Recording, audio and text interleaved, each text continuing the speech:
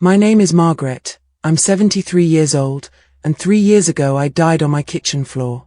I died, and Jesus showed me 6 types of people you should never allow into your home. If you have ever wondered why your home suddenly feels heavy, why peace seems to disappear after certain people visit, or why your family keeps facing the same spiritual battles, you should hear this to the end. It was a Thursday in March.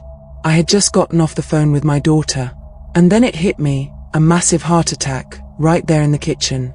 My husband found me on the floor. By the time paramedics arrived, I had no pulse. I clinically died for 11 minutes, and in those 11 minutes, I was somewhere else entirely. I found myself standing somewhere that felt more real than anything I'd ever experienced here on Earth. The best I can say is that everything here feels like a copy, and where I was felt like the original. And Jesus was there. I knew it was him immediately. Not because of how he looked exactly, but because of what I felt the moment he was near. Every question I'd ever had, every fear, every confusion, it just went quiet. Like static finally turning off. But he didn't greet me the way I expected. He looked at me with love, real love, not the soft kind people talk about, but love that also carries truth. And he said, "Margaret, I need to show you something before you go back. Because your house has not been protected. And neither have the houses of many of my people. They've been letting things in that I never sent. And it's time they understood what those things actually are." He said, "Walk with me. I'm going to show you 6 types of people. Not to make you afraid of others, but so you finally understand what travels with them, and what it does inside a home once it gets in." And we began. The first thing he showed me wasn't a person exactly. It was more like a picture, a vision of a home. A real family. People who loved God, who prayed together, who genuinely tried to live right. And then someone walked through their front door. This person looked completely normal. Friendly. Confident. The kind of person who always has an opinion and delivers it with a smile. And I remember thinking, what's wrong with that? They seem fine. Jesus said, "Look closer. Not at them. At what's behind them." And when I looked, there was something trailing this person. Not visible to natural eyes, but unmistakable in that place. It was rebellion. Not loud rebellion. Not the kind that curses and slams doors. The quiet kind. The kind that gets into a house through charm and intelligence and wit. Jesus turned to me and said something I have not forgotten for one single day since I came back. He said, "Rebellion is not just an attitude, Margaret. It is a spirit. And it carries the same root that caused Lucifer himself to fall from heaven. Pride. Self-exaltation. The absolute refusal to submit to any authority higher than itself." He referenced 1 Samuel 15 verse 23. Rebellion is as the sin of witchcraft. Stubbornness is as iniquity and idolatry. And he said, "I didn't say that to be dramatic. I said it because people need to understand the weight of what they're dealing with when the spirit walks through their door. This is not a personality type. This is a demonic assignment." We watched the vision play out together. This person with a rebellious spirit, they weren't yelling. They were having normal conversations. But every conversation had a thread in it. A subtle undermining of authority. A comment that made the husband feel like his leadership was outdated. A remark that made the teenagers start rolling their eyes at their parents. A question about the pastor that sounded like concern but was actually planted doubt. And Jesus said quietly, "You see it now, don't you?" I did. I saw it. The peace in that home started to erode, not dramatically, not overnight, but steadily, like a slow leak. "That's how it works," he said. "The spirit of rebellion doesn't destroy a home in a day. It plants seeds. And those seeds grow in the people who live there. Before long the children are disrespectful, the marriage is strained, and no one can even identify when it started. But it started at the door. It started with a person who was carrying something that should never have been given access." He looked at me directly then and said, "I loved everyone. But I did not take everyone to the mountain. Loving someone and giving them spiritual access to your home are 2 completely different things. A watchman guards the gate. Not out of arrogance. Out of wisdom." Ephesians 6 verse 12, he reminded me of it. We are not fighting flesh and blood. The real battle is spiritual, and it comes through people we never think to question. We moved to the second vision, and honestly, this one hit me harder than the first. Because I've spent my whole life around gossipers, and I always told myself it was just talk. Harmless venting. Friendly conversation that went a little sideways. Jesus let me watch, and I saw the same thing, a home, a family, an atmosphere of peace. And then a visitor arrived. This one was warm. Genuinely warm. Hugs, laughter, bringing food. And I thought, surely this one isn't a problem. But then the visit started. And the conversation started. And slowly, without anyone noticing when it shifted, the talk turned. Somebody's marriage was struggling. Somebody else's kid had gone off the rails. The pastor had said something questionable. A church member couldn't be trusted. And Jesus said to me, almost gently, "Watch what's happening in the room." And I watched. And the atmosphere was changing. What had been light was getting heavy. What had been warm was getting critical. And by the time that visitor left, the family was looking at each other differently. Slightly suspicious. Slightly offended. Seeds had been planted, seeds none of them had agreed to receive. Gossip, Jesus said, is not idle conversation. It is a spiritual weapon. James 3 verse 6 says the tongue is a fire, a world of iniquity. And one unsubmitted tongue, just one, can burn down the peace of an entire household. Not over years. Sometimes in a single afternoon. He said something that I want you to really sit with. He said, some people who come into your home are not just messy. They are missioned. Not by me, by the enemy. And they may not know it themselves. But the assignment is real. It is to divide. To plant offense. To create suspicion where there was trust. And if you cannot see it spiritually, you will keep opening the door and wondering why your home never feels at rest. He brought up Proverbs 6, the list of things that God hates. And he emphasized it. One who sows discord among brothers made that list. He said, I hate it because I know what it does. I see the families it has torn apart. I see the churches it has destroyed. I see the damage left behind by what people dismissed as just talking. He then pointed me to Titus 3 verse 10. He read it aloud. Warn a divisive person once. Warn them again. After that, walk away. Then he said, that is not harshness. It is protection. Unity is sacred. The spirit of division is demonic, and tolerating it is not love. It is negligence. Jesus then said, the third thing I want to show you is the manipulator, the Jezebel spirit. Everything slowed down. He spent more time on this than anything else. I could tell this was one of the areas he believed the church had remained most silent about. He said, there is a spirit that has been operating since the Old Testament. It worked through a woman named Jezebel in 1 Kings. But it did not die with her. It is alive and active today, and it is one of the most strategic weapons the enemy uses to destroy what I'm building inside homes and families. We watched a vision of this spirit in action. And what struck me immediately was how spiritual this person seemed. They were the one at the prayer meeting. They were the one with the encouraging words. They spoke about God constantly. And yet, something was wrong. Something was off. And I couldn't identify it watching from the outside, which is exactly the point. Jesus said, the Jezebel spirit does not come in announcing itself. It comes in wearing a mask. Sometimes it's the mask of spiritual maturity. Sometimes it's the mask of deep friendship. Sometimes it's the mask of someone who just wants to help. But underneath every mask is the same agenda: control, dominance, the dismantling of spiritual authority. He walked me through 1 Kings, what Jezebel actually did. She didn't just do evil. She was strategic. She silenced the prophets. She manipulated her husband King Ahab to bend to her will. She used false accusations, fear, and emotional pressure to get her way. And she did most of it quietly, behind the scenes, where no one could see the full picture of what she was doing. That, Jesus said, is the blueprint. And it hasn't changed. When someone carrying this spirit has regular access to your house, you begin to feel confused about your own authority.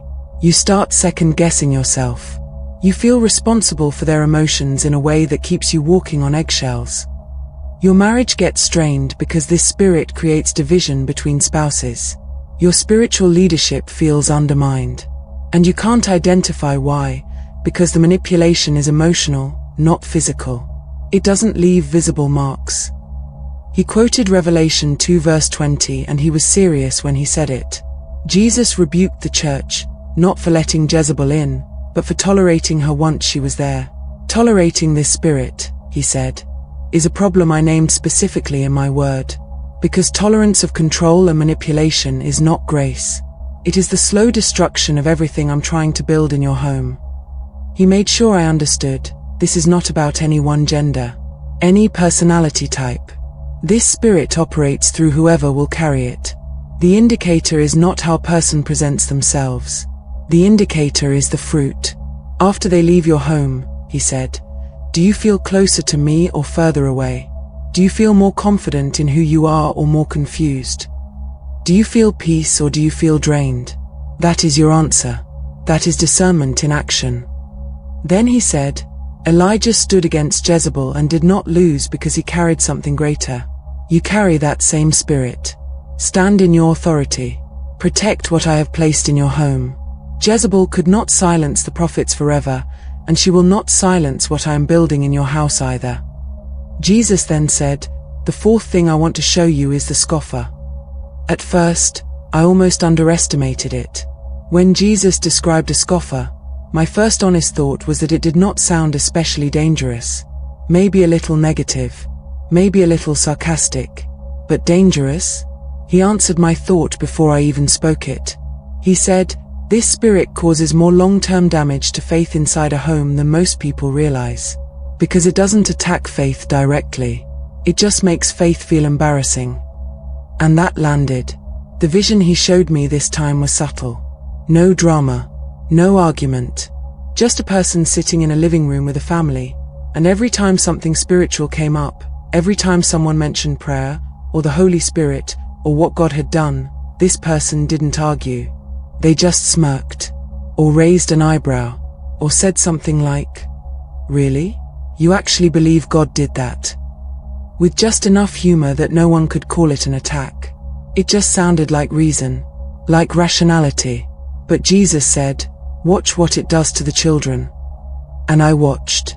And over the course of the vision I saw those children, who had grown up free to talk about God, free to pray, free to express their faith. I saw them start to pull back, start to feel silly, start to edit themselves before they spoke. And eventually, they stopped bringing God up at all when this person was around. That, Jesus said, is the spirit of the scoffer at work. It doesn't destroy faith in a day. It makes faith feel foolish.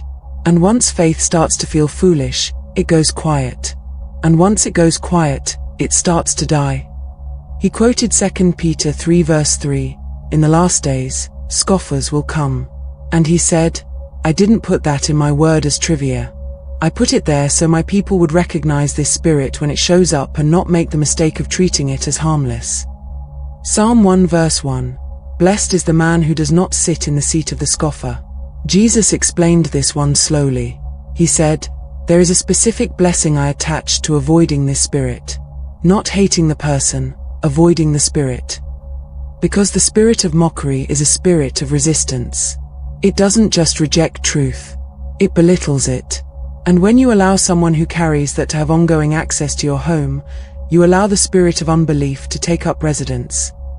He said, your home was meant to carry fire. The fire of the Holy Spirit. Genuine faith. Genuine worship. Genuine conversation about me. And that fire needs to be protected. Not everyone who enters your home should be allowed to speak into what I'm building there.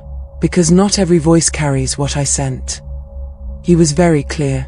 Love the scoffer. Pray for them. But do not give them influence over your family's spiritual atmosphere. Loving someone from a distance is not rejection. It is stewardship. And I will honor that. Jesus then said, the fifth thing I want to show you is the habitually immoral. This was the one I had expected, yet I still was not prepared for it. It felt deeply personal because it involved people we had known for years, family members, old friends, and people we genuinely loved. Jesus didn't approach it harshly, but he was firm. He said, "Margaret, I need you to understand something that many of my people have confused. There is a difference, a significant spiritual difference, between someone who is struggling with sin and someone who has stopped struggling. Someone who is fighting to live holy and someone who has fully embraced darkness and wants the people around them to make peace with it too." He said when someone in the second category enters your home, habitually immoral, unrepentant, with no conviction, actively normalizing what God has called sin, they don't just bring themselves. They bring a spiritual atmosphere. And that atmosphere has an effect on everyone inside those walls. He quoted Ephesians 5 verse 11. "Take no part in the unfruitful works of darkness." And then he explained it in a way that removed any harshness from it. He said, "I gave that instruction not to make my people cold toward sinners. I gave it because I know what those spirits do when they're welcomed in without truth. I know what seeds get planted. I know what becomes normalized. I know what your children absorb when they see certain things treated as acceptable week after week." We watched a vision, a family who started out spiritually strong, and then someone, a family member carrying immorality, started having regular access to the home. No one said anything because they didn't want to seem judgmental. No one drew a line because they wanted to show love. And Jesus said, "I understand that impulse. But watch what happens." What happened was slow and quiet. The children started hearing things. Started seeing things treated as normal that God had never called normal. Standards began to lower, not because anyone made a decision to lower them, but because exposure does that. Because familiarity with darkness slowly recalibrates what feels acceptable. And 1 Corinthians 15 verse 33 played out right in front of me. Do not be deceived. Bad company corrupts good character. Not sometimes. Not occasionally. It corrupts. I sat with sinners, Jesus said. I loved them. I went to them. But I did not give sin a comfortable seat at the altar. And your home is an altar. What you allow inside it is an act of spiritual governance, whether you see it that way or not. He said the most loving thing you can do for someone living in sin is not to pretend it isn't sin. You can love someone and still say, I cannot allow what you're carrying to influence my children. You can pray for someone and still maintain a boundary around your home. Those two things are not in conflict. They only feel like they're in conflict because the enemy has redefined love as the absence of all limits. After the 5, I thought we were done. But Jesus said, there is one more. And this one is the most difficult to identify, which is exactly why I want you to understand it. He described someone who doesn't fit cleanly into any of the 5. Someone who might even attend church, who knows scripture, who uses spiritual language comfortably, who looks, from the outside, like a mature believer. But something is wrong, and you cannot immediately name it. This, he said, is the person operating under hidden demonic influence. They may not know it themselves. They have areas of their life, unhealed wounds, unrepented sin, unsubmitted strongholds, that have become entry points. And when they spend time in your home, whatever operates through those unsurrendered places operates in your space too. Not because they intend it, but because spiritual things don't require intention. They require access. He brought up 1 Corinthians 12 verse 10, the gift of discerning spirits. And he said something that really opened my eyes. He said, this gift was not given primarily for church services. It was given for everyday life, for your relationships, for your front door, so that you would not have to rely only on what you can see, because the real battle is never in what you can see. He walked me through what discernment actually looks like in practice. He said, pay attention to the atmosphere when certain people enter a room. Not your mood, the atmosphere. Do conversations shift in a way you can't explain? Does confusion rise? Do the people in your home start getting irritable with each other for no clear reason? Pay attention to that. That is spiritual information. He talked about words. The spirit of a person comes through their mouth. Luke 6 verse 45. Out of the abundance of the heart, the mouth speaks. When someone consistently speaks negativity, doubt, sarcasm about holy things, or seeds of offense, that is not personality. That is overflow.